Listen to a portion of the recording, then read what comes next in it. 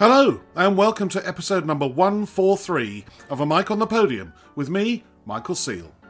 Before we start, I want to thank my latest Patreon subscriber, Kentaro, for his support and all my other Patreon subscribers for their continued support.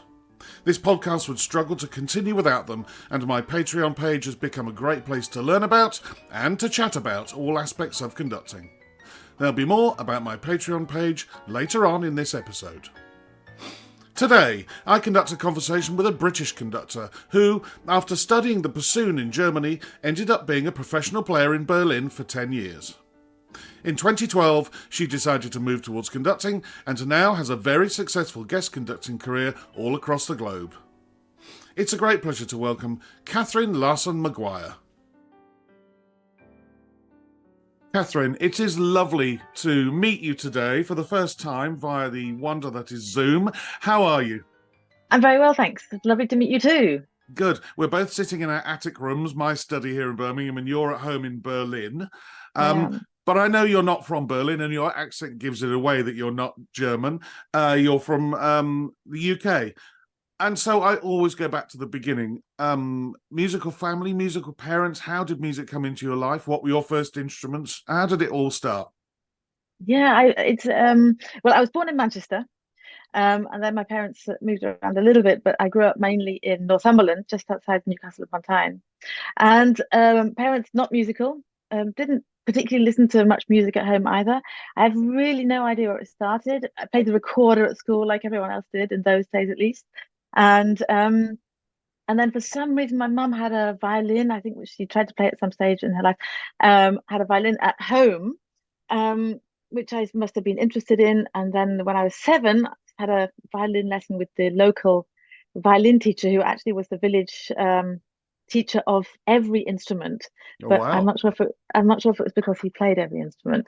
Let's just, I'm not sure. But yeah, and that was in Ponteland, just outside Newcastle. And yeah, I had violin lessons for quite some time without really it being anything particularly, uh, earth-shattering. And then about when I was probably about 10 or 11, I was invited to play in the county string orchestra. And as so many people say, of course, when you start playing with other people of your age, and you realize you can get a day off school, and it's actually quite fun, then it suddenly started to make sense. And that's what I really, really enjoyed at first.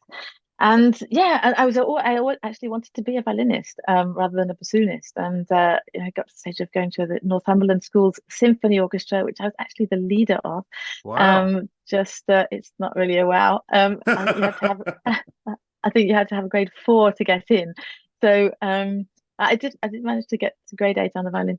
And yeah, and just kind of, sort of went on. It was just a part of my life, not a main part, but it was certainly an interest.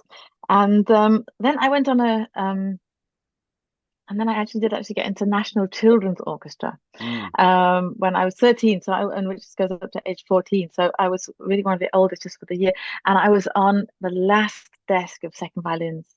And that's not a good place to be, because there were 10 desks of second violin. So I Wow. will never, ever forget, as a conductor, I've never forgotten how far away you are from the conductor if you're on the 10th desk of the second violins. And of course, it's not very cool at all to be on the last desk of the seconds. Um, but that was quite fun in its way. And then I actually got to meet some other musical young people from the south of England who were, of course, very posh, and they all had famous teachers, and I felt a bit inadequate, but that was certainly an experience. And then for some reason there was a bassoon hanging around at school. I was in my normal school, comprehensive school in Ponteland, and nobody wanted to play it, and I said, I'll give it a go. And to be honest, it seemed much easier than the violin. uh, and I'd stick by that, actually. Um, and um, and then probably because I sort of played the chord, and it's the same principle. Then of course, even in those days there was a shortage of young bassoonists, not as bad Of as there is course. now. Mm. But so I got into things like county wind band really quite quickly, and then I went on a course with which was being run by Jill and Dave Johnston. I don't know if you've come across them. They're the parents of No. Guy Johnston, the cellist Oh who yeah, I won, know Guy. Yeah, yeah, yeah. and Magnus Johnston. It's a very musical family. And his parents used to run these courses all around the country. And they're absolutely fantastic. And his mom's a bassoonist, amateur or a teacher, and his dad's a pretty good clarinetist and a conductor.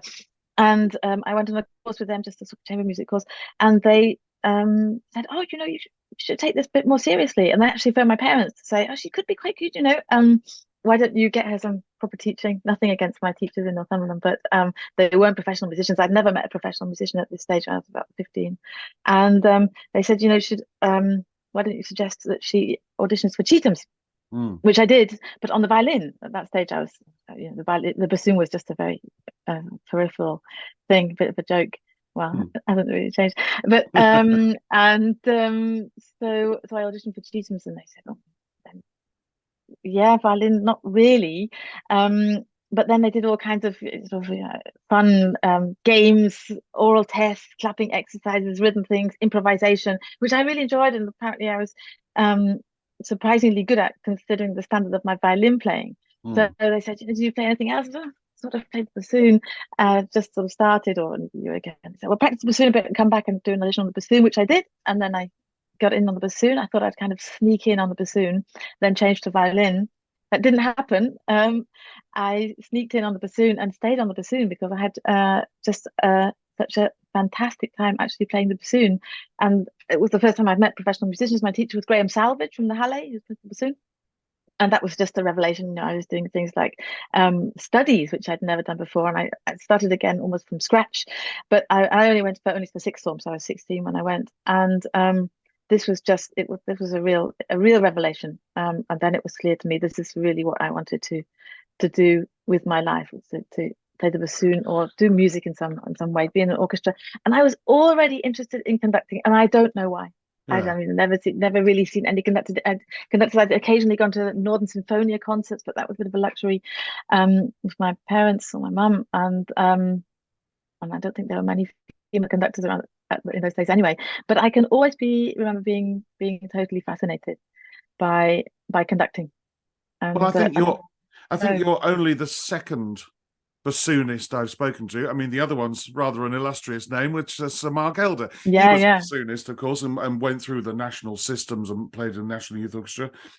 I'm not sure whether he played a stringed instrument as well, but what it means is it puts you in a wonderful bracket for conductors of people who are highly skilled in two areas, woodwind and strings. I mean, often, it's come up on the podcast where I've talked to somebody who studied as a trumpet player and wished they'd taken up some string playing earlier on or whatever else, because of course the lion's share of orchestral conducting, we're dealing with string players a lot of the time.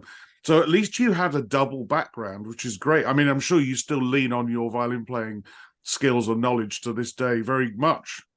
Absolutely. And I'm actually lucky enough to have three friends who even play in a string quartet with me. I play viola actually in the string quartet, but every couple of months we get together and play string quartets. And I always say it's the height of civilization. A glass of red wine and some Haydn, Mozart, Beethoven, or whatever.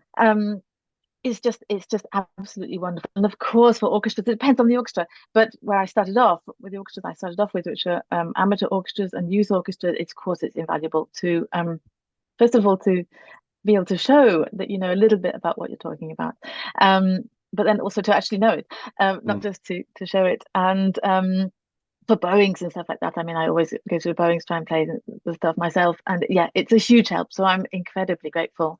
I mean, shame about the piano, but the violin and bassoon is actually a really great combination of instruments. Absolutely. Now, I think it was on your own website actually, that you studied music at Cambridge, which means you didn't go to a hot house. You didn't go from Cheatham's to the Royal Northern or the Royal Academy yet, but you went and studied music at Cambridge. And I know that those courses and those places, Cambridge, Oxford, are wonderful for conducting. Now, did you do has the C word appeared as an actual thing you were doing by now? Are you conducting yet? At Cambridge, yes, absolutely. soon Yeah. as I went, I was right, because at Cambridge, it's a very academic. It was a very academic course. There was absolutely Mm. no practical. You didn't even have to play an instrument. A little bit of piano for sort of keyboard skills, but but of course, everyone just organized stuff and did anything they wanted. There was kind of, it was unsupervised, as it were, by adults. I mean, by grown-ups, we were obviously grown-ups, sort of, but didn't really feel like it. And people would just get their friends together and, put on an orchestral concert. And so I wasn't the only one doing that, but I certainly joined the trend. And yeah, already first year, I thought, right, yeah, why don't I just get my whatever college music society together and tell them that I'm a conductor. And if Yeah. if as long as you're prepared to organize it and have a good party afterwards, so Yes. you can get all your friends to play, then you could just do it. And I did, and it was without. I mean, it must have been horrifically bad. Um, I can't imagine what it looked like, but actually, be fascinated to have seen it. But ridiculous things like Beethoven 5 and Tchaikovsky 4 and Vivaldi Gloria, I think was the first piece I ever did in a concert. So it was, I mean, it's unthinkable now to do that, but I must have been, rather foolhardy or just not even known how difficult it is. Yeah, so absolutely, I was already so interested in it. I'm doing, in my last year, I also conducted the University Music Society Orchestra, the second orchestra, comes to, as Mm. it was known, and which was weekly rehearsals, and then other stuff. It was, you could really, as long as you had sort of energy, and prepared to take, to take everything as it came, then you could do anything, Yeah. and that was, of Yeah. course, an amazing experience. And were you being mentored or taught by anybody at this time, or were you just learning by doing? Learning by doing, Yeah. absolutely learning by doing, and I don't know how. Really, fascinating to see it now. But no, I didn't. I hadn't had any lessons. I wasn't being mentored by anyone. I hadn't really even um, worked with or even seen any illustrious conductors, famous conductors. In my second year at Cambridge, I got into ECYO, as it was known at that stage, European Community Yes. Youth Orchestra. Um, and that's when I first came into contact with these incredible conductors. The first course was with Giulini. Mm. And then there were, Bardo and Haitink and these huge names who were just so inspiring. And of course, what they were doing was so far away from what I was doing. But that's, when I started to have a very distant, but some kind of direct contact with these incredible conductors who I still absolutely revere now. Yes, absolutely. I mean, they're three massive names, and three gods of the world that that we work in. There must have come a point when you decided, do you know what? I would like to be a bassoonist, because you went on and did a postgraduate course. I'm assuming it was a postgrad course at the Royal Academy of Music on bassoon, and then on further to study in Hanover, and eventually arriving at the Karajan Academy. Was there a moment, do you remember, where you thought, no, I'm going to put the conducting on the back burner because I love it, but actually the bassoon is the thing I want to do. I want to go and play in orchestras? Because that route, by doing a postgrad of the Royal Academy and eventually ending up at the Karajan Academy in Berlin, shows that you were interested very much in being an orchestral bassoonist, I would say. Absolutely, Yeah. absolutely. I look back a lot and wonder. I don't think there was a conscious moment of a decision that I'm going to leave conducting now. I think it was just a very kind of well-traveled route that people were doing. Also, a lot of friends after Cambridge went to London to a music college, and Cambridge was amazing. It was just 3 amazing years. But it was time to go out into the real world. I think by that Mm. stage, and the real world being London, not particularly the Royal Academy of Music, but and I really wish that I'd applied to do conducting there, I have to say. But I just thought it was so maybe too beyond me, or there was no chance that I'd get a place, or I didn't even entertain the idea, I think. Mm. Um, while at the academy and studying bassoon, I was still very interested in conducting, and there was maybe Denise Ham. I know the name, She yes. Yeah. yeah, she taught second study conducting, or for people who were interested. So I did go along to her sessions, her lessons. So they were still, and actually that was the first time I'd had proper conducting teaching, if I think about it now. Yeah. A bit of technique. But yeah, at that stage I was just thinking about being an orchestral bassoonist. being Yeah. a bassoonist, with maybe doing conducting as a hobby at some stage, because I was very clear that I loved it. And but I probably at that stage didn't think that it was possible, maybe even to have a career in it. Either I wasn't good enough, or I started too late, or whatever. I mean, of course, I Yeah. hadn't started too late, but I started relatively early. But I the idea wasn't quite formed in my head at that stage of actually it being possible for me to be a conductor. Yeah, I Um, laughed because I was in exactly the same situation. I was a little bit more blinkered and focused on being an orchestral musician. I wanted to be one from the age of 15, mhm. because I'd seen a documentary on the television about the London Symphony Orchestra and realized you could get paid to do this job. And then when you went on tour, they paid you extra cash and you stayed in nice hotels. And And you had a great yeah, time. yeah, yeah, exactly. And Maurice Murphy seemed to only practice in the adverts whilst watching the television in the morning.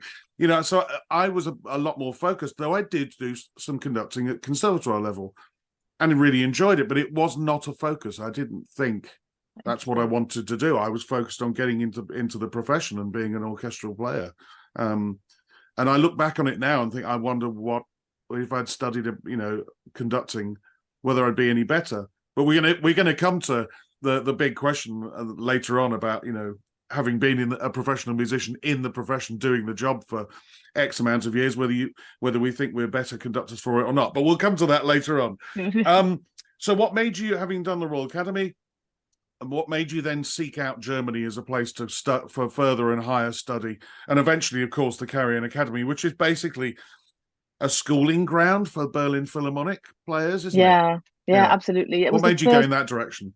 Um, my teacher in Germany was Klaus Thunemann, who at that stage in the early 90s was the bassoonist and the bassoon teacher.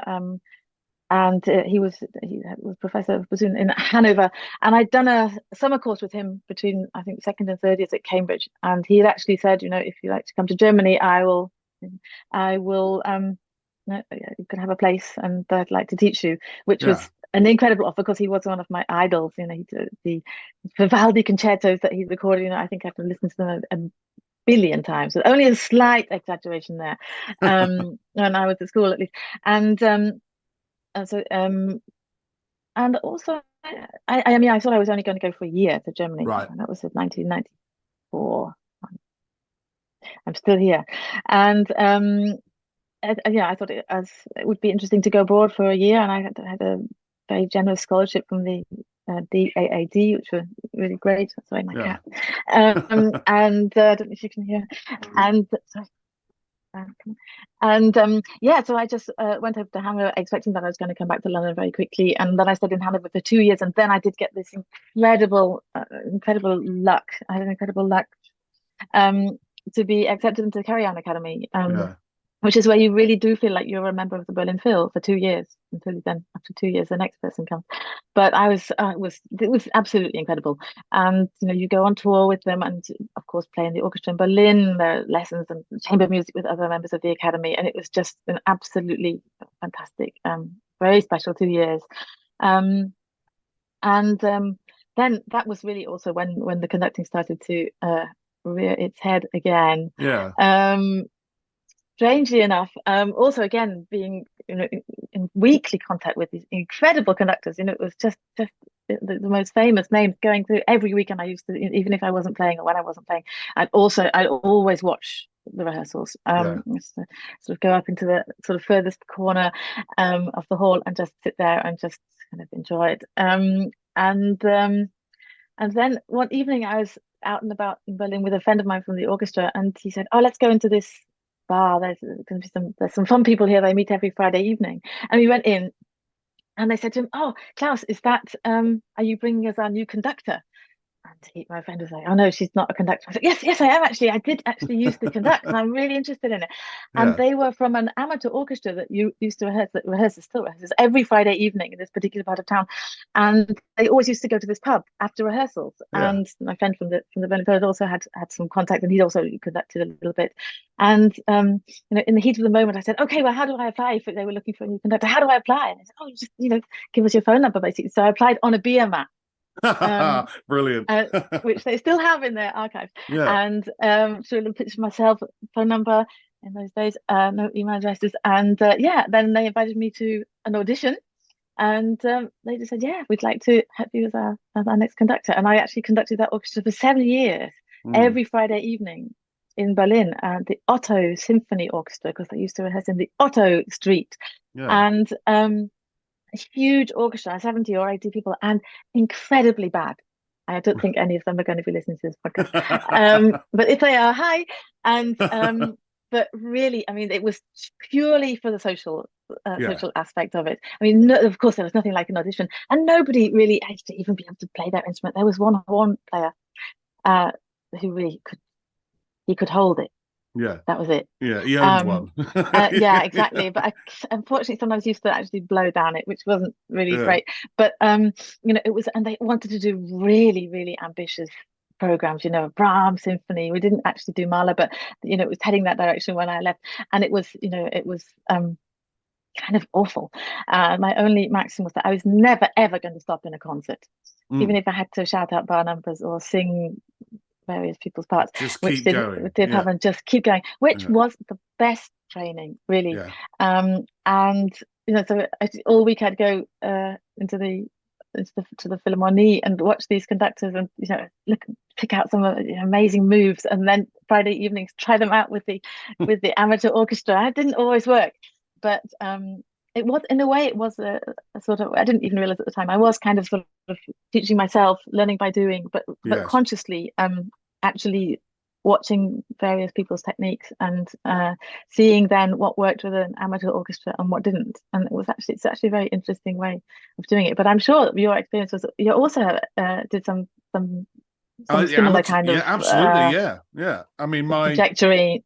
yeah. I mean, I started conducting amateur orchestras around 2002 when I was Hmm. 32. So I'd been in the CBSO 10 years already playing. And I was asked to do a concert, I think, in the late 90s, and then sort of dip my toe in it. Hmm. So I probably started dipping my toe back in it around 97, 98. But then 02, I was asked to conduct the orchestra. I conducted again only the other day in a concert, still 21 years later. Gosh, I conduct them twice a year, pretty much, and out of blind brilliant. loyalty because I love them. And it was their 30th birthday Absolutely. concert, actually, the Symphony of Birmingham. And I wrote in the program that I honestly think without the CBSO, obviously, and without the Symphony of Birmingham, I would not be doing what I'm doing now. Because I was about to say to you, however, I mean, the Symphony of Birmingham are very, very, very good. They're not as bad as the Otto Orchestra you mentioned. They're very good indeed. But you spend a lot of time with them. You have to learn the scores very hard anyway to teach it to them. But then, you spend a lot of time actually learning the scores with them, doing it. And any Absolutely. piece I've done with Symphonia, I could stand in front of any professional orchestra in the world and know that I could conduct it because I've done it, inside out, back to front, upside down. Absolutely. You have to fix problems that when you get into the profession, you never have to fix. Um, Absolutely. and actually, sometimes what it means is when you conduct a professional orchestra and there is a problem, you can pinpoint it quite quickly because you've had to pinpoint every single aspect of that. And Absolutely. yeah, without those experiences with amateurs and youth orchestras, which I'm sure we'll come on to later with you as well, you know, you learn how to hear, how to fix things, but you learn the scores so bloody well, don't you? So Absolutely. yeah, Every Friday evening for half a year. We only did two programs a year, and yeah, it was always a panic in the dress rehearsal. But yeah, of course you learn them, and we occasionally would have sectionals as well. So of course sectionals are a really wonderful way to get to know a mm, score. And yeah, absolutely. If you don't show your sports handbook, they're not going to really play them. And of course, the upbeat's got to be in tempo, or else there'll be all kinds of little um, uh, train wrecks left, right, and center. And yeah, of course. I mean, if people sometimes, if they don't get a cue, they just won't play. yes, If they do, they still won't play. But at least then it's not your fault. But no, it was invaluable. I say exactly the same. If it hadn't been for this one fateful evening, and then all these 7 years with the Otto Symphonica, then I also probably wouldn't be doing what I am doing now. An amazing, amazing way to learn.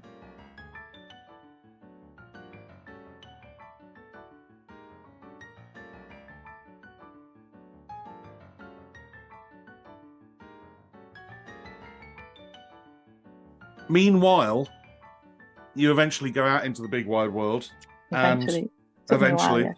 and you become principal bassoon of the Komische Oper, or the Comic Opera in Berlin, and you're principal bassoon for 10 years. How was the journey from Carrie Academy out into the a quick, seamless, or did you do a couple of years of trialing everywhere and anywhere? How was that? There was a little bit in between, which I don't probably isn't mentioned. I first went to Bremen, to the theatre, to the opera orchestra in Bremen, Yeah, straight from Carrie Academy, and that was hard because yeah, it, of course at Berlin Phil, it's luxurious, it's just fantastic. And then you go. I mean, Bremen's it's a good orchestra. It's a so-called A orchestra in Germany, but it really is the real world, and opera and symphony concerts, and a lot of work, a lot of the first opera that I played, and you really are thrown in, was Rosenkavalier. yeah. And there, I can remember being absolutely terrified. Also, when I started the Komische Oper, sometimes if you're lucky, if you have one rehearsal, if it's a revival from the previous year where you weren't there, and you really are thrown into, I think I had my worst panic in Otello, where I just did not know where we were. I was just thinking where we could be anywhere on this page. I don't know where we were. If the conductor thinks the orchestra knows it really well, they don't put down the empty bars or anything, No, and it's no. just whoop, was that it? Oh, but luckily you normally have really, really, really helpful, friendly colleagues who carry on. It's figure 59. Turn to the next page. So that really was going out into the real world in Bremen, and then I was there for 3 years, and I went back every Friday afternoon for the Otto Sinfonica. I got up at 4:30 every Saturday morning to go back to Bremen for a Saturday morning rehearsal if there was one. But I was desperate to come back to Berlin because Yeah, I love Berlin, and I did at that time. And that time it was even more exciting than it is now. It was changing almost every week, with the building work in the former East, and then this job came up in the Komische Oper, the comic opera, and I have to get this job. I was mm, so fixated on getting this job, that I actually, I really, really, really practiced. I had a little chart, how much I was going to do every day, and this at half speed, and this, and this, and this, and I've never been so well prepared on a yeah, concert. And luckily it worked out. And I mean, I'm really so lucky that worked out on that day. And yeah, then I moved back to Berlin, and everything was wonderful again. Didn't have to get up at 4:30 on a Saturday morning. um and I had 10 very, very enjoyable years yeah. in the comic opera. It was really a wonderful, wonderful time. Before we leave the Carrie Academy and then go to 2012, which is when it says on your website you turned your focus to conducting. I'm gonna linger on that in a minute, but I'm going to go back to the Carrie Academy and talk to you specifically about. So obviously you would have been coached a lot in bassoon playing, in how to play in the Berlin Philharmonic woodwind section, but then also as a member of the Berlin Philharmonic corporately across the whole orchestra. Were conductors mentioned, i.e., how to handle certain conductors when you played with the Berlin Philharmonic? Were conductors mentioned as in how they have an attitude towards the listening to conductors or working with them? Was that taught to you at all? I'm just thinking, all of if there's stuff that you were filed away from all of those years, those years ago playing the bassoon at the Carrie Academy, from what they told you about the Berlin Phil way of being. Yeah, it's an interesting question.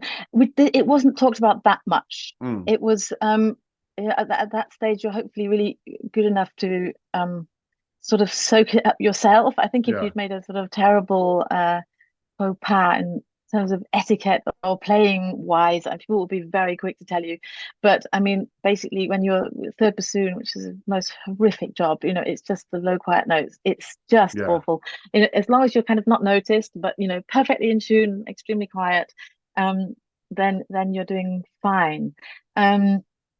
I mean, a couple of times people would say, oh, let's just we'll just tune that chord, or discuss a little bit of articulation in the dressing room, mm. in the warm-up room, if the conductor hadn't particularly done it. I mean, there's quite a lot of autonomy in Berlin Phil at that time. I mean, Claudio Abbado was the chief conductor, who is one of my absolute gods of conducting.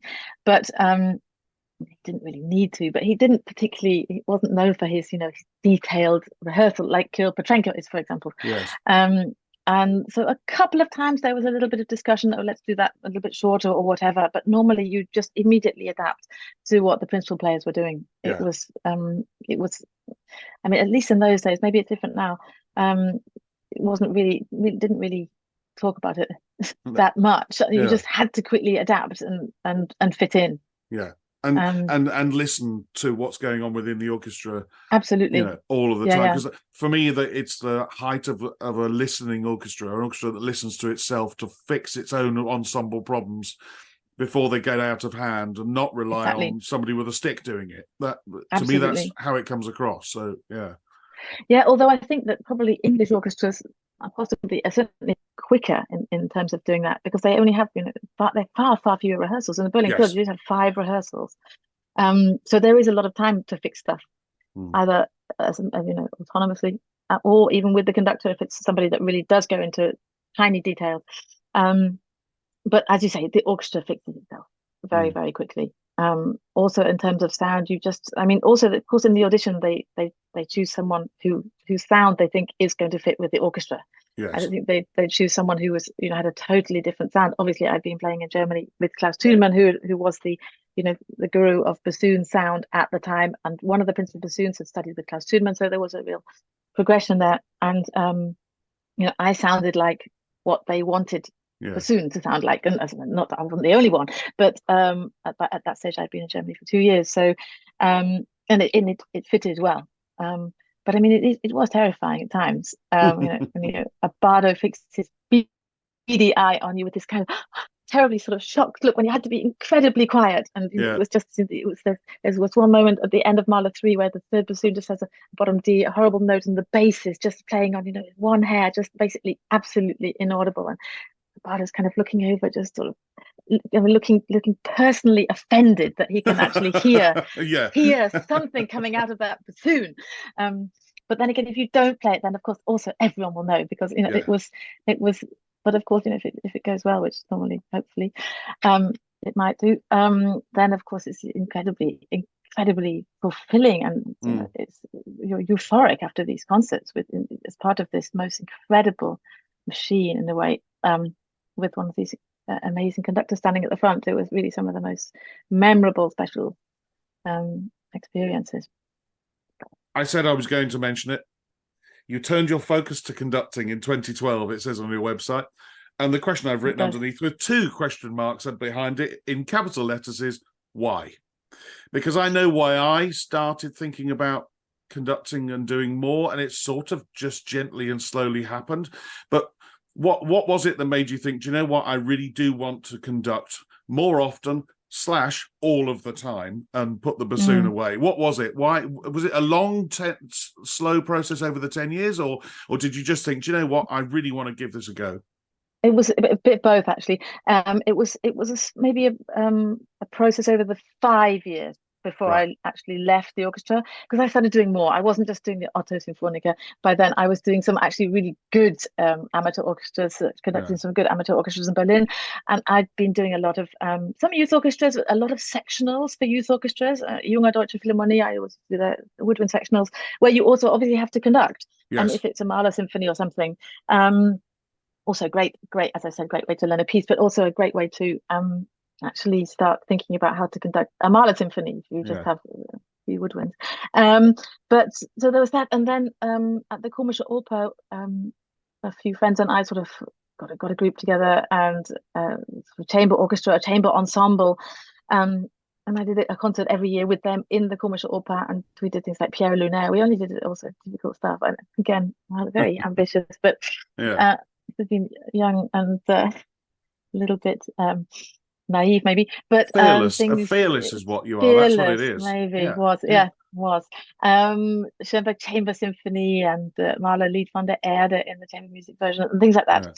And then already people were sort of starting to notice at the comic opera, and Kirill Petrenko was the chief conductor there at the time, and he came to the Pierre Lunaire performance, and yes, it's not bad. And he asked if I'd like to conduct some just piano rehearsals for the operas. in Yeah. the operas, which I did, which was absolutely amazing, an Yeah. amazing experience. And strangely enough, it's a recurring opera.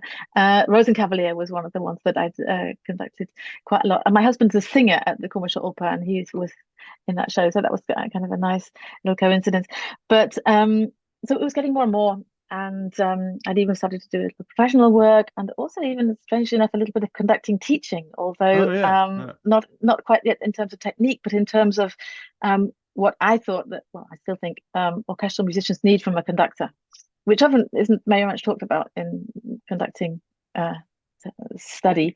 Um, Hurrah, hurrah. I've just spent a week in Glasgow conducting the Royal Conservatoire of Scotland, their symphony orchestra, but also spending every other waking minute with 5 conductors in their conducting oh, class. great.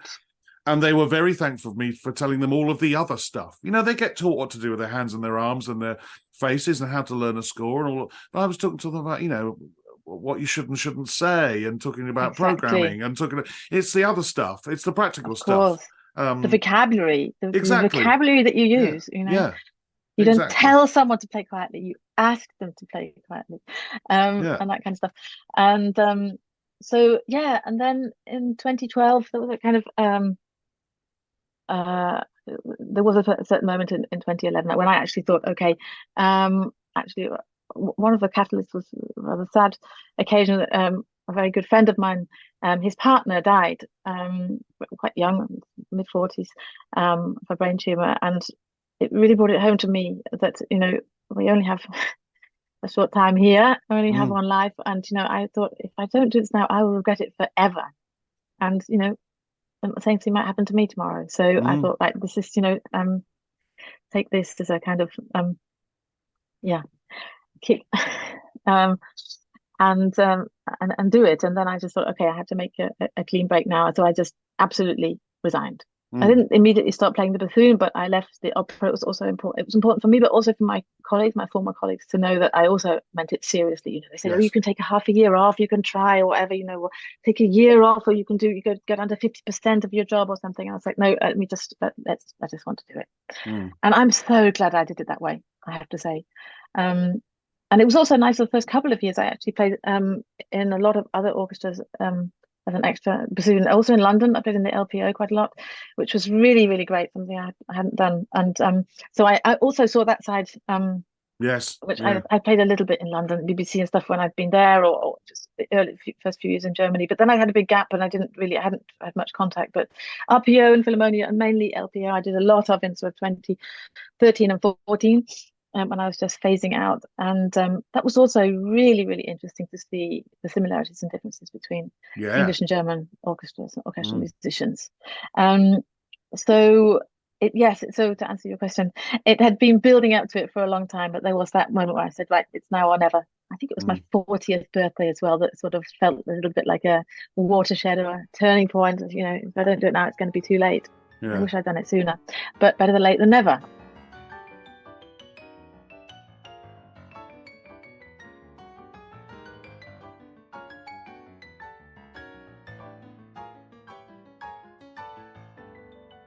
Well, I mean, I'm sure listeners who've listened to many episodes will remember I said this in episode 50.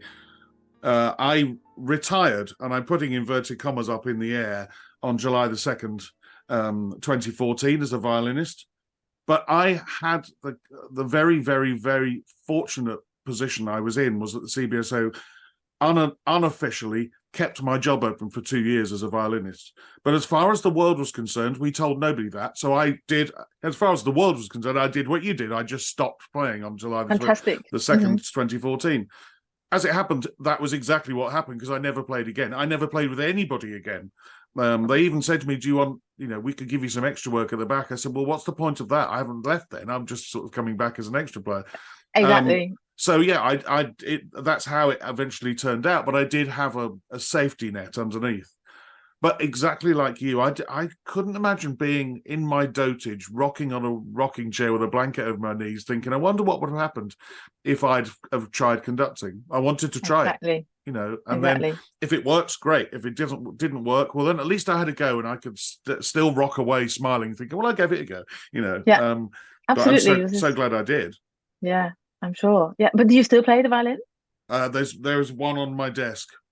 I There's occasionally one. try. There's one on my Yeah, piano. oh, exactly like yours. The bow sitting on the. It's sitting on my desk, gathering dust, and occasionally I'll try a bowing out. And I did actually play it in public, coaching a string orchestra recently that didn't want to have a conductor, but wanted to learn how to, sort of conduct themselves. And it wasn't very good after Yeah. 9 years of not playing. But I don't miss it at all. I love what I'm doing. How soon into your decision to stop? I mean, you list mentors as John Carew, who, of course, famously was also teacher and mentor to Sir Simon Rattle right back at the start of his career. George Hurst, who's another very often quoted name on this podcast, and Vladimir Yarovsky as well. Who you assisted. How soon into the process, or had you always been mentored by them during the time you were playing the bassoon? Did you immediately go and seek some help? Well, George Hurst was. I went to Canford, the famous Canford summer school, 3 times. The first time was in 1995, which was when I'd just moved to Germany. Um, and so I think it was. No, it was actually before I started with the Ottos. So I was obviously probably looking back to come back to England and do a summer course, and I thought Yeah, that sounded like fun. It's a little bit later than that. But it was around the time where I was starting to get my interest back in conducting, or thinking I should do it a bit yeah, more. And then I didn't go for several years, and then I went back in 2005 and 2006 to Canford, yeah. and the first time, I mean, George Hurst was quite a uh, formidable person, and it was also a kind of scary. And he used to pick various people to sort of be in his class, as it were. They were Yes, 4 groups, and if you were in his class, it wasn't fun anymore. But of course, it was great because you got a lot of teaching, a lot of time with the orchestra and with the 2 pianos. And then I was lucky enough to get into George's class, and suddenly it's you're learning, all through the night, all this, um, and you kind of had to do it George's way or the highway. But I learned a huge amount really from that. And he also, in fact, he used to do a day of masterclass in somewhere in the UK, which he invited me to a few of those. Um, and so he was very important in lots of ways. And then the John Carew thing was actually was after I'd left the Komische Oper. It was yeah. a few years, and he was very, very generous with his time. And I would just, because his daughter Anna Carew lives in Berlin, so he Mm. comes to Berlin quite often. He used to come to Berlin relatively often to visit her, and he would just say, yeah, so Catherine, tell me about Brahms one. And it would just be a chat, Yeah, sort of a two yeah, or 3 hour sort of very formless chat. We never did any technique, not at yeah. all. It was never ever about, you need to do more with your wrist or whatever. It was just only about the music, which was great, actually. Yes. Very, very, very interesting. Um, and then with Vladimir I've actually played with Vladimir Yarovsky quite a lot as a bassoonist, also in the LPO, but also in a contemporary music ensemble that he conducts in Berlin, which I played in. Um, so I knew him quite well. He was also assistant conductor at the Komische Oper when I started, and Kirill Ah, Petrenko was the chief conductor, and Vladimir was the first Kapellmeister. So we had also great conductors then as well, and well, virtually the same age. And um, so yeah, just knowing him, like, yeah, being sort of close to him, being a player and having the chance to talk to him, I think the first time he just sort of said, I was telling him that something had fallen through, and he said, "Are you free next week?" And I said, "Yes, I am now, because this thing didn't work out." And he said, "Oh well, I'm with Concertgebouw next week, and I don't have an assistant. Would you like to come?" And I said, "Of course, I would absolutely love to yeah, come."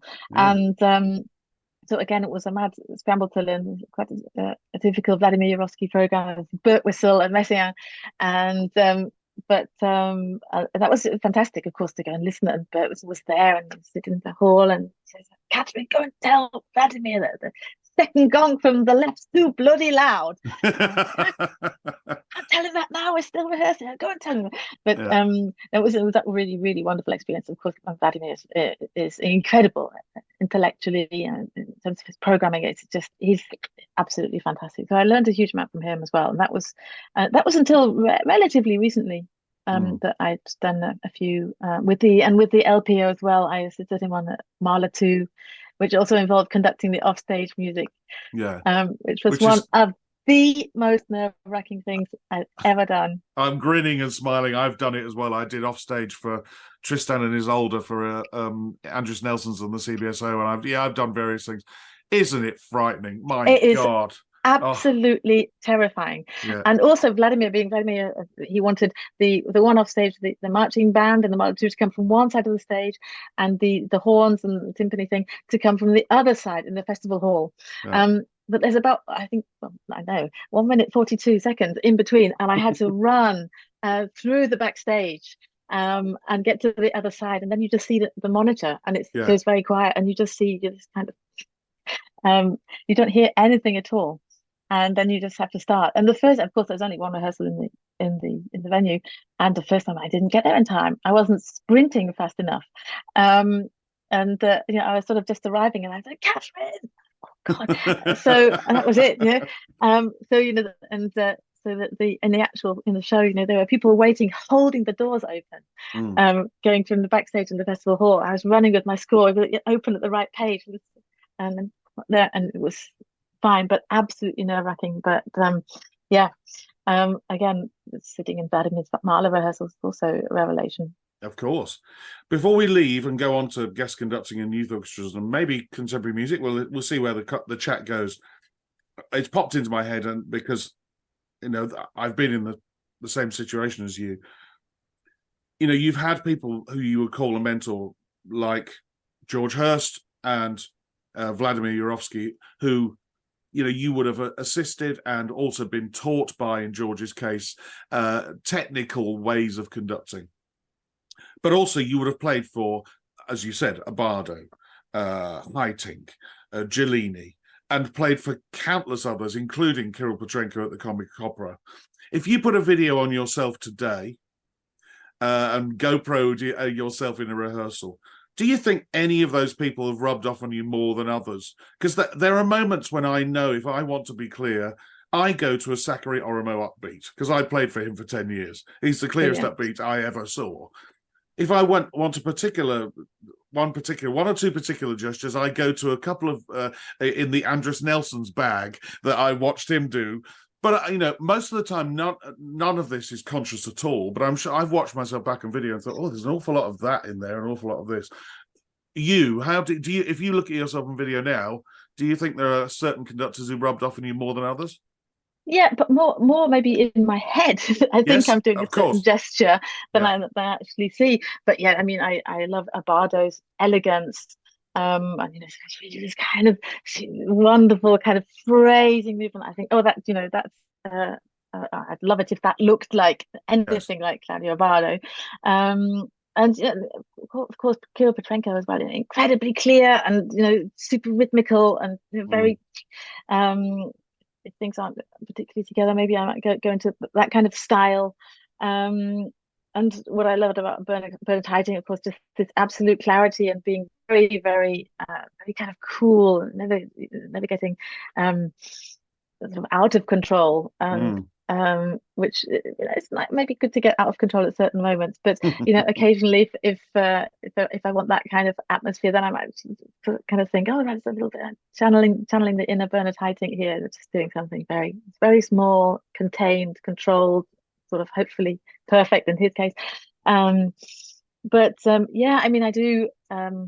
It's fun to watch conductors. I mean, I do quite a lot of teaching, and I said to everyone, I'm sure you do too, take this and that from someone else, and then you make it your own. You make a kind of synthesis of all the movements that you like and that hopefully work to make your own technique. I think that's true of conducting more than of any other form of musical expression, performance. And it's the hardest thing about assisting or going to somebody else's rehearsals. So last week with the 5 people at the Conservatory in Glasgow, they sat behind me for 2 or 3 days and checking balance. And then for the halfway through the second or third day, I said, "Why don't you come and sit on the stage, and then you can see who I'm looking at and how I'm responding to the players." And they said, "Are you sure?" I said, "Absolutely. Don't worry about the balance. That's fine.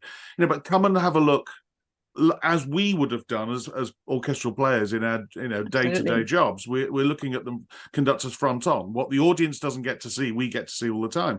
And I think it's important that young conductors do get a chance to sit on in the orchestra and see what we're doing with our eyes. That's a difficult sentence to spit out on a Sunday afternoon. Yeah, it's the drawback of, I mean, assisting and helping in rehearsals is the best way of learning conducting without actually conducting. But still, you don't get the best experience that we had as seeing these people up front. Oh, absolutely. I think conducting students really should go and sit in an orchestra, not of course to watch the conductors, but also just to soak up that atmosphere, which can be very different depending on the conductor, or just depending on the day or the piece, or who's on that day, and just sit, somewhere amongst the violas or the bassoons, and but not even for a week, and there's never no time, but for a couple of months, to see how things change. Over the season, people get tired. People, the most important thing is, when is the break? Is it going to be when he said it was going to be, or is he going to put in the second movement after all? And that kind of stuff. And I think it would be invaluable. I mean, nobody does it, and apart from the people who are actually playing, who've played in orchestras. But absolutely, it's so interesting. And then, of course, as you say, to see the conductor's gestures, facial expressions from the front is just also so you learn so much more than you do seeing it from the back.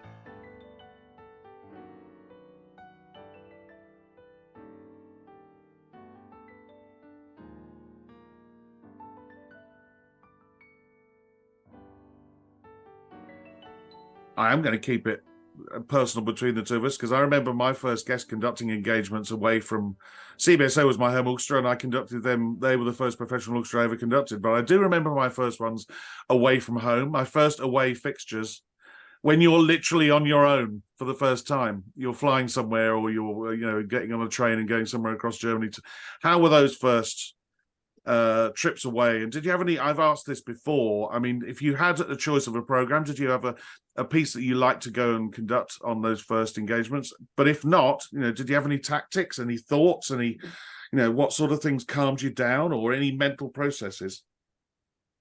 Yeah, I mean, the first one, my very first professional thing was in Magdeburg, which is quite near to Berlin. This was a strange occasion because I knew a few of the players. In fact, it was still when I was in the Komische Oper. It was just the last year, my last season in the Komische Oper. And a lot of those players thought it was a bit strange that the principal bassoon of the Komische Oper was coming to do a symphony concert with their orchestra. And it was slightly difficult vibe at the beginning, but it was fine. The program was, they just gave me the program. I think I could choose one piece. A slightly strange program, actually. It was Brahms' Tragic Overture and Schubert Unfinished.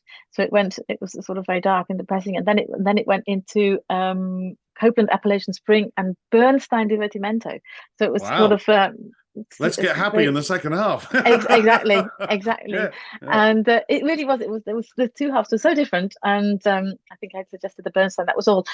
But I think I was very naive. I just went there and thought it was going to be fine. I noticed that some people were slightly weird, but I just kind of got on with it. And then they invited me back for the next season for a very different program, which was also just given to me. It was hardcore contemporary stuff, and two pieces by Liszt of all things. So again, it was a slightly weird program. I mean, it wasn't until much later that I actually got to choose my own programs normally. But yes, it is strange when you're on your own. And at that stage, I still wasn't quite sure whether I was an orchestral bassoonist or a conductor or what was going on. And I'm sure that showed. I'm sure people were wondering what's going on, which is one of the reasons, as I said, where I decided to make an absolutely a clean break. Yes. Although in Berlin, a lot of people still know me as that bassoonist. We heard so, if I'd see someone I hadn't seen for ages, we heard you. Have you left the Komische Oper? Yeah, it was only like 11 years ago. Yeah. But of course, how do people know then? Why should they? Yeah, and after that, there was a lot of youth orchestras came along, and also a lot of stuff in South America. Sort of came almost as a coincidence at the beginning, and then that grew. And then, of course, I could choose my own programs, and I just chose stuff that I thought was going to be fun for festivals, young people, young musicians, crazy stuff. Um, and yeah, if I'm lucky enough to choose programs, then my gosh, there's normally almost a theme or a soloist or something, and if not, then of course the sky's the limit. But Yeah. as you know, it's different every time. It's funny, before that clean break is made, or was made, you made yours, or was made for me, I had a similar experience. I went and conducted another orchestra in the UK. I won't say which one, but the story will give away because the person will know who I'm talking about. But I was introduced to the orchestra, and I looked out and I saw many people I knew, because, of course, the UK orchestra scene is quite small. Well, People do go and play extra in other orchestras and stuff like that. I looked at the second bassoon, who looked, and his mouth was wide open. And the reason why it was wide open was we used to speak regularly on the phone, because he ran the cricket team for his orchestra and I ran the cricket team for mine. And so we used to oh, try and fix brilliant. fixtures together. And then, of course, we'd play cricket against each other. He was a wicket keeper. I was a fast bowler. And he just looked with this puzzled look with a mouth open, as if to say, so the guy conducting us today is the guy who I've faced playing cricket and know as a second violinist. And I think Yeah. that confusion is, I know of another orchestra where the manager said to me, "Did you notice the first day that I rang you up to book you for work?" And it was the day after that clean break. He wouldn't book me until I'd made the break. He wouldn't Wow. do that. Yeah, yeah, yeah, Um, yeah. and yeah, it is strange, isn't it? Because as you said, when you're conducting colleagues, and colleagues of not long ago, months ago, weeks ago, it can be tough. Yeah, absolutely. Yeah, Yeah. yeah. Also in the Komische Oper, when I conducted a children's opera there, again, slightly strange. Not quite mouth open, but at least metaphorically. Yeah. Why is our bassoonist just suddenly standing? Not every, people don't read the schedule. People don't know No, what don't. my life's doing. Why is the bassoonist just suddenly standing up there on the podium? What's going on? Yeah. Who does she think she is? Yeah. And then they realize, oh, she's conducting the children's opera this year. Oh my Yeah. God. And actually, So she's that really rather good, and maybe I should have, found out that she could oh, conduct. That's it, isn't it? yeah, it was that was not the easiest. So but yeah, we're slowly getting over that now. But it really has taken its time to be not thought of as the bassoonist who conducts a little bit amateur orchestras. The listeners will know, and maybe you do, that there is an 11th question, and it's about score, marking, and studying. How do you go about it? I Hmm. know that, like me, you're not a great pianist, or maybe you are now. Maybe you've taught yourself how to be a great pianist. Oh No, no you no haven't. no. Right? Okay. So, do you, look at it quickly overall, and then sort of start zoning in smaller and smaller and smaller? Do you start at page one and work your way through it? And for the geeks amongst us, and I've asked this 140 times now at least, are you a marker-inner? Are you a red, blue, and black highlighter pens? Or are you somebody who likes to keep your scores as clean and tidy as the day they arrived in the post? How do you go about it? I'm the ultimate marker in it. It's awful. It's too much. I'll tell you in a minute. But no, of course I do the basic overview first of all, a little bit of background reading, like whatever, very, very basic. Then I do my basic charts, whatever kind of structure. And yeah, people say that you shouldn't, but I always advise people to as well listen to as many recordings as I can find, certainly very, very different Absolutely. ones, an older one, an authentic performance practice one, a totally mainstream one, all that kind of stuff. If it's a certain piece on an opera or whatever, if there are any traditions or anything, why is everyone doing the Twitter there? Oh, maybe it used to be there, whatever. But yeah, and then I do harmonic, whatever. But then I do start at page one, and I go through really with a fine tooth comb. And I like to think that I try to read every note of every part, every staccato dot, and every accent. Of course, it takes far too long. But I have this ridiculous color scheme. It's not just red, blue, and black. It's every single color. And Yeah. people can't see it, of course, but I have my little pencil case here. It's like, it's like a sort of schoolgirl's pencil case. And I have all these different colored pencils. I have a different color for every instrument. And I think this is a system that I didn't know that people even put colors in their scores when I started marking up in this way. It was when I was conducting the amateur orchestra, and I Yeah. just thought I really need to know really, really quickly if it's the oboe or if it's the horn or whatever. And with a color Mm. bracket, square bracket, if it's an entry, I have to give a round bracket if it's something that's important. But I haven't developed the system over the last 25 years. And also for the contemporary music that I do, it's incredibly useful Yes. Yeah. to just have, and then it's an accent in the oboe. I'll put the accent in orange. That's the oboe's color, and the scores look absolutely ridiculous. I mean, it's really color by numbers. It's not even analyzing. It's just sort of looking. Yeah. Hearing, seeing who's with whom. Is the articulation going to be the same or whatever? But really, it's quite horizontal first of all. Then there's some vertical harmony or something, and looking at various themes or how they or whatever get developed. But mainly this colorful marking is. I was a bit embarrassed that people to look at my score. People can say, "Oh, can I look? Can I just look at one place?" I was like, I'm always like, "Okay, but ignore the purple." Yes. Yeah. Right. But then, I mean, then I kind of realized relatively recently that actually that's not actually, I'm actually not reading that, as it were, when it's in a rehearsal or a concert, unless it's something that I'm doing at the very last minute or something very contemporary.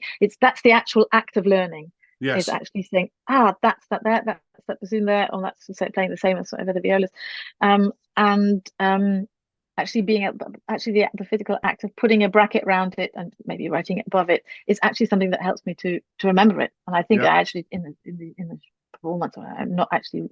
I should hopefully know it by then. Not actually reading the particular color, but that's how I learn them. That's how and it really does take a lot of time. But I do feel that I'm quite well at the end of it, and then of course play through on the violin, stumble through some sort of rather basic chords on the piano. And it's just to keep going through. But the colours, they've helped me enormously. At this point, Catherine and I had a short discussion about her love of teaching conducting and the importance of conducting youth ensembles. I've made this into a short bonus mini episode for subscribers to my Patreon page. You can subscribe to my Patreon page for as little as £5 a month. You can also pay annually and get a 10% discount. And if you're a student, feel free to contact me and I will raise that discount further for you. Not only will you have access to all of the previous mini episodes attached to this podcast, you can listen to around 30 hours of interviews with prominent musicians, managers, agents and soloists. You can also read my very popular tour diaries that I write when I go and guest conduct abroad, including my latest one about a recent trip to Cologne and Salford. Just head to patreon.com/a mic on the podium.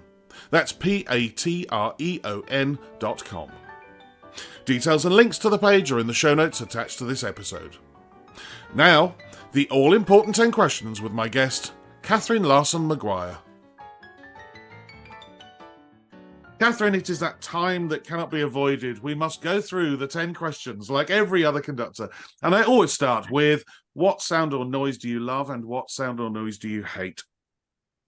Well, I've always mentioned my cats. There's one of them sitting behind me. I absolutely love the sound of my cats purring. 3 cats. And I miss them very much when I'm away. And that moment when you get home, the cat's sort of offended because you haven't been there for a while, and then it decides it forgets to be offended, and it comes and sits on your knee, starts poking, and that deep purring of a cat is just, they're great questions actually, by the way, is absolutely my favorite sound in the world. It's so relaxing. I think it's actually been proved to lower heart rate and blood pressure, or that kind of stuff. And it's also a sign, of course, that I'm home and everything's fine and the cats are happy, and so that's a very dear sound to me. A sound that I hate, I mean, there aren't really any. I mean, if you could be sort of obvious, like the dentist's drill or something, or cats fighting. But certainly musically, there aren't any. Could say, an out of tune piccolo, but that's everyone might hate that. There's nothing I particularly hate in terms of sound. That's fair enough. I think I've had people who said that they can't pick an answer for that. I'm not sure I've had cats purring though, which is which is a good one. I like firsts. I'm not sure. Somebody may well email me or tweet me and say, well, actually, episode 64. But anyway, I don't remember another cat purring as the answer to question 1, which is very good. And maybe your cats feature in number 3. I don't know. If you had 24 hours free, what would you spend it doing? Well, certainly being with my cats would be some of that. But I I live here in Berlin with my three cats and my husband, and I would be at home. It's very, very, very nice being at home, but only because I'm lucky enough to be away so much in fantastic places. And I would spend a lot of these 24 hours. I'd invite my friends round for a Yeah, party. I'm also lucky to have a really wonderful circle of friends, some of whom were colleagues in the Komische Oper.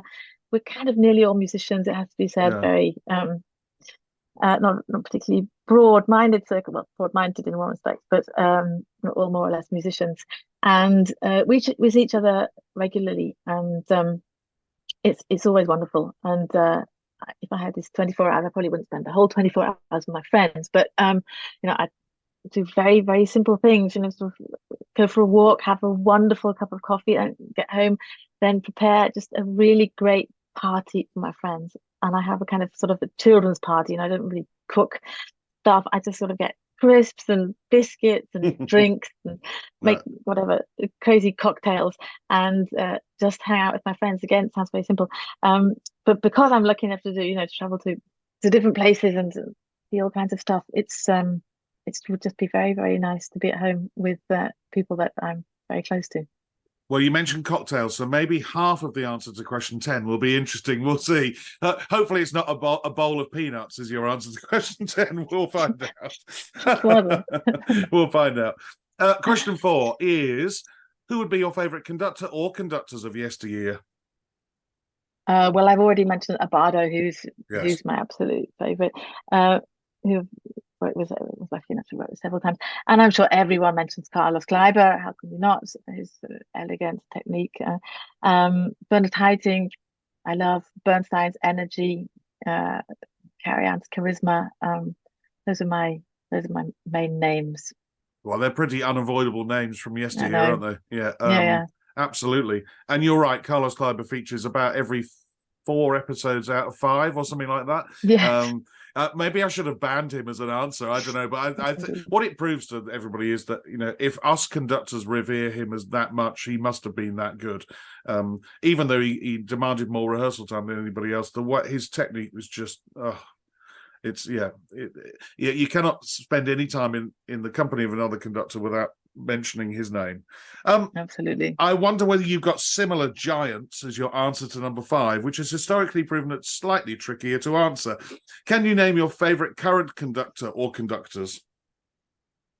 Well, I'm always really. I've only seen him once live. I'm really impressed with Klaus Meckeler, Mm. who's still pretty young, but I saw him recently live for the first time in Paris, and it was really as good as was what you see on YouTube. Also, seems like a great person. Also, technically, musically, orchestras, everyone I've spoken to who's played under him is absolutely only overwhelmingly positive about him. And watching YouTube or something, I'm extremely impressed. I think he's great. Orchestras sound fantastic, and technically looks wonderful. Yeah, Pavel Yervi, I played with him a couple of times as well as bassoonist. And Kirill Petrenko, I've mentioned, of course, very well from Commercial Opera, and Vladimir Yurovsky. Yeah, yeah. Well, 3 names I think have appeared before. I'm not sure Klaus Meckeler has appeared before, mainly because his rise to the top could only be described as meteoric. I met him. I was working in Joensuu in Karelia near the Russian border in Finland with an orchestra. I worked there 2 or 3 times in 2 or 3 years, and his then girlfriend was the soloist, and he came along for the dinner after the concert, and we got chatting mainly about watches and collecting watches, has to be said. But he said he was studying conducting with the Jorma Paneler. Within 12 months, he was the boss of the Oslo. And of course, within 12 months of that, he got a job in Paris. And, now, of course, there's the Concertgebouw. And so, yeah, meteoric rise. And yeah, I'm not sure he's appeared before. So good choice, along with, Petrenko and the others. Very good choice. Number 6 is, what is the hardest work you've ever conducted, or even hardest works you've ever conducted?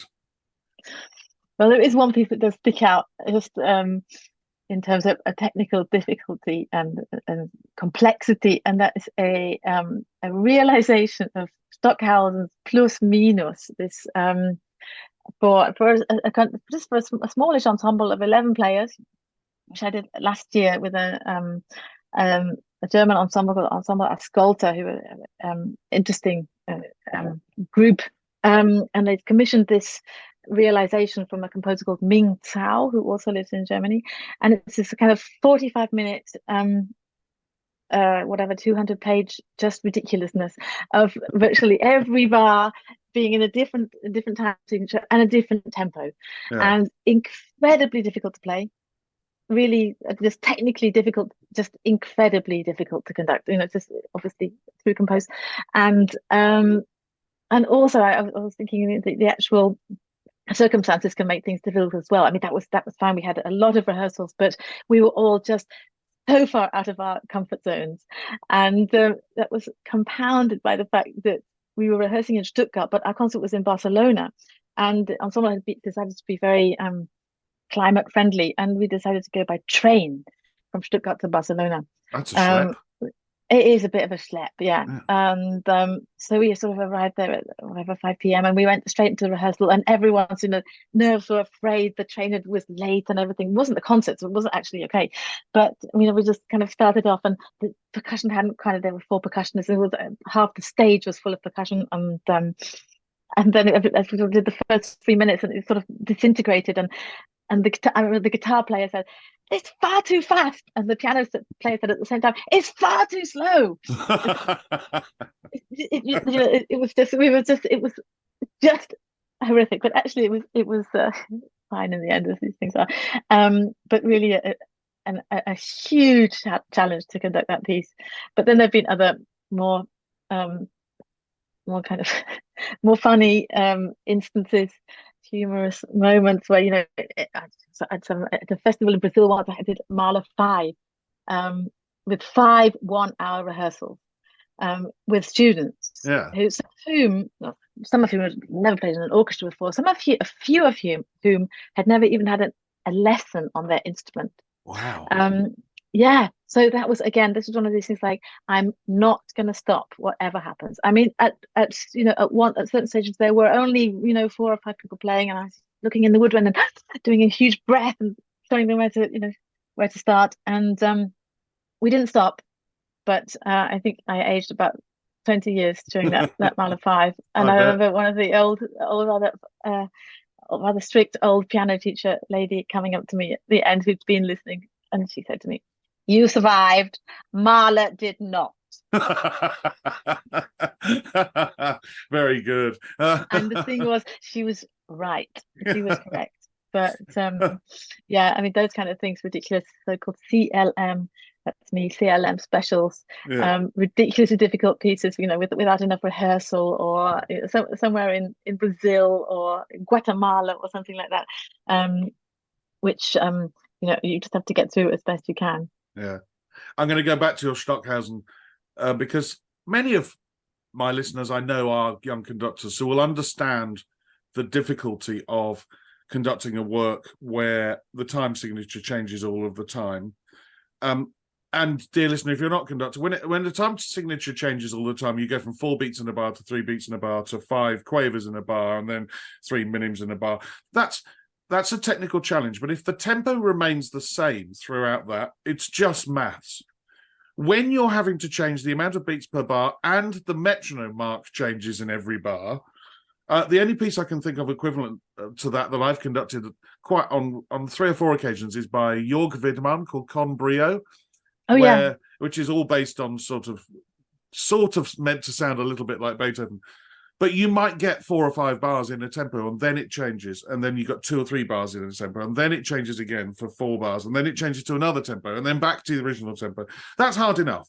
When it's every single bar pretty much is a different meter and a different metronome mark for 45 minutes. I mean, I could do it for 5 or 10, but for 45 minutes. My God, that's hard. Yeah, it was. I was actually just looking at it and remembering the horror.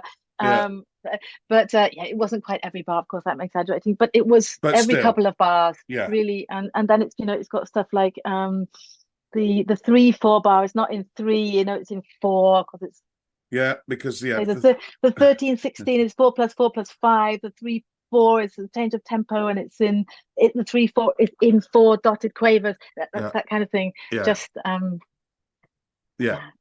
Well, and you by the end of challenge. that, you either want to go and get incredibly drunk very quickly, or sit in a dark room on your own. The first one was the first one. Oh, good. I'd have done the first one as well. Number 7, when traveling abroad to conduct, and it sounds like you travel all over the world, South America, wherever, what item could you not leave home without? Well, there are 2 items, just kind of the same item, which I always take with me, and I have to say they're very cute. They're very slightly eccentric. So I have these 3 cats, and I have here, it's a little model of a cat. Yeah.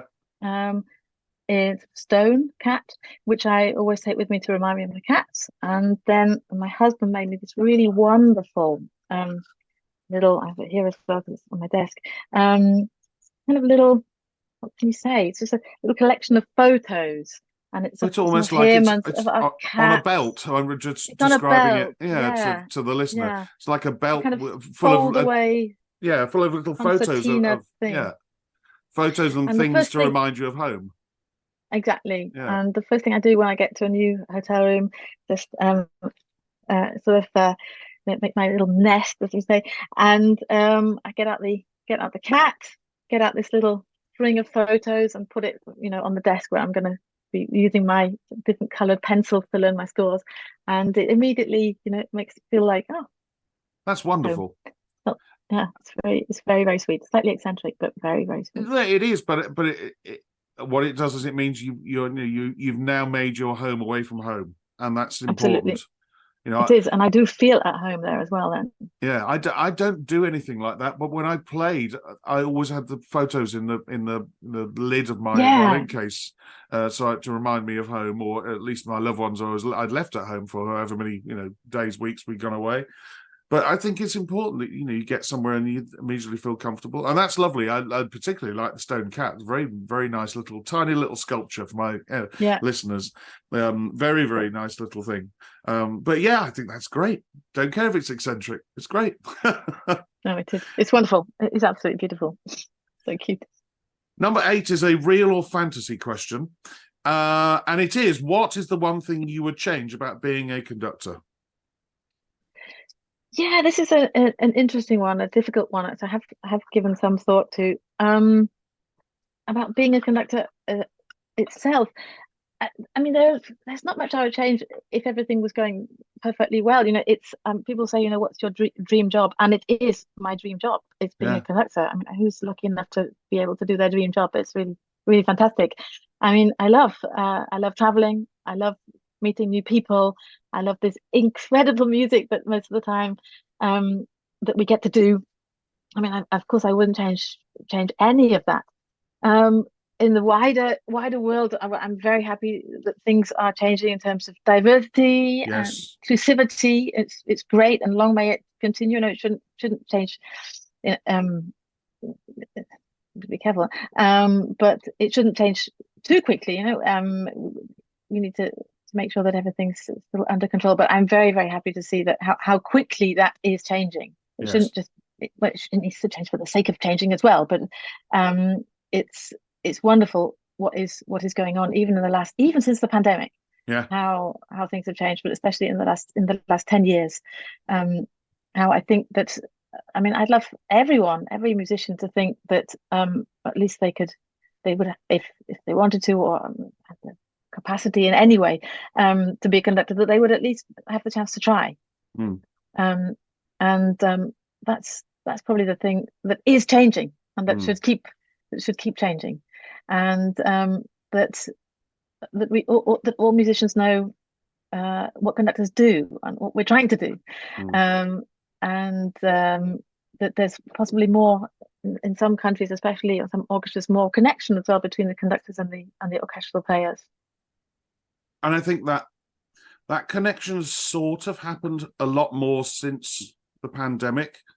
I said maybe in one of the episodes after we all started going back, and I conducted the CBSO the first time they came back after COVID. And actually, after I'd conducted for a little while, I stopped the orchestra and said, you know what? If any conductor is rude to an orchestra again after this COVID experience, when we could literally do nothing, we were sitting at home. We cannot survive without you. We cannot survive without orchestras. If anybody's rude to them again or disrespectful again to an orchestra, they shouldn't be conducting, because we spent months sitting at home thinking, well, what can we do now? What I ended up doing was starting a podcast and interviewing other conductors about what we do. But yeah, I agree with you that I think the things that needed changing are changing. And as you said, we need to make sure that it happens at the right speed and not changing for change's sake. But it's all heading in the right direction. I agree with you. Absolutely. Yeah. A long may it continue. Indeed. Whilst we're in real or fantasy worlds, number 9 is, what profession other than your own would you like to attempt or have liked to have attempted? Yeah, I remember when I was even younger than when I started playing the bassoon, I always wanted to be an actress. And in a way, I still do. And I'm not going to say that has a lot to do with conducting, but at times there are parallels, of course. But I think I'd have really enjoyed that in school, or maybe primary school even, or middle school. Not later. I really enjoyed being school play, and I maybe had a little tendency to be slightly dramatic, over dramatic at times. And I think that would have been something I would have really loved to try out in later life. Well, they say things come in threes. You are I can't think of many other people who have said that, but Mark Elder. So you are a bassoonist who became a conductor who said he wanted to be an actor. The answer to question 9. That's amazing. So there we are. We've got the three answers, or the 3 things in common with Sir Mark Elder. There we go. I remember him distinctly giving that answer. And I said it to the guys in Scotland, and I've said it to other people who are conducting class here in Birmingham. There are times when you have to, you should be yourself on the podium. But I think there are times you have to be somebody you're not, to try and get what you want at times. And that might mean telling a story or being more outrageous with how you beat or whatever it is. And that's an element of acting, I think. Absolutely. And there's a certain physicality about conducting, and just the movement, just the gestures, yes, which has such a strong connection. I would like to think, at least with acting, and I always say when I'm teaching, it's the sign language which we use in the universal human language, which is the same as acting, even without words. Yeah, I'm sorry. You're the first person I use that phrase all of the time when I teach. Universal body language, the language of because you can do a gesture as a conductor, and it's totally recognizable what it means, because we all know what it means. Everybody on the planet knows what it means, and that's exactly. Yeah, finger to the lips, or a hand palm in front, or whatever it is. Yeah. But it could even be something like the third beat of a bar could be like a wonderful backhand at tennis. Absolutely. You know when I've hit the ball, therefore you know where that beat is. Yeah. I'll say exactly the same. And finally, Catherine, if the world were to end tonight, what would be your choice of final meal and drink? Yeah, showing my English roots here, I think I'd have to go for the famous fish and chips.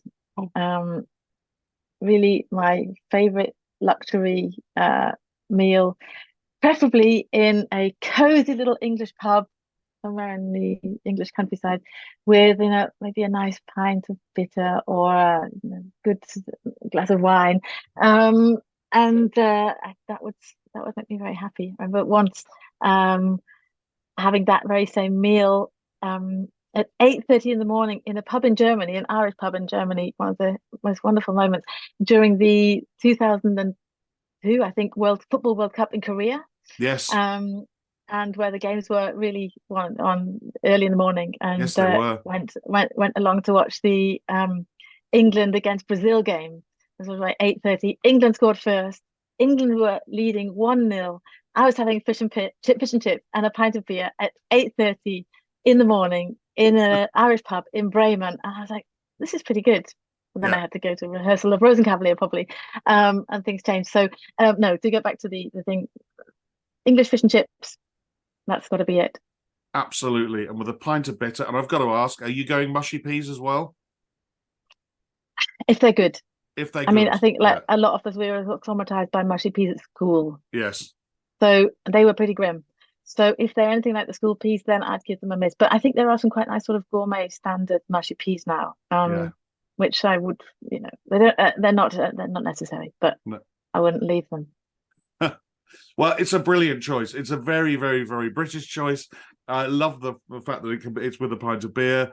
Oh And yeah, to be up eating and drinking that at 8:30 morning, that is living the dream, isn't it? it's living the dream. Sadly for those who don't know what happened in the football result, we lost 2-1 to a freak goal by Ronaldo. I know by Ronaldinho, and we were knocked Was out of the World Cup. So the day did not end well. But it today didn't. has ended well for me because it's nearing tea time, and I've had a wonderful hour and a half chatting to you, Catherine. Thank you so much for coming on the podcast. And I hope one day soon we can meet up, fish and chips, hopefully at the same time, and carry on chatting again. Thank you. Yeah, thank you so much, Mike. It's been an absolute pleasure. A Mic on the Podium was devised and produced by Michael Seal, with music by Ben Dawson. Next time, I chat with a conductor who was born in Bulgaria, but has spent most of his life living in Italy and Germany. Originally a pianist, he switched to conducting, studying with Gianluigi Gelmetti and Jorma Panela, and is probably best known for being the founder of the orchestra he still conducts today, the Mannheim Philharmonic Symphony Orchestra. But until then, bye-bye.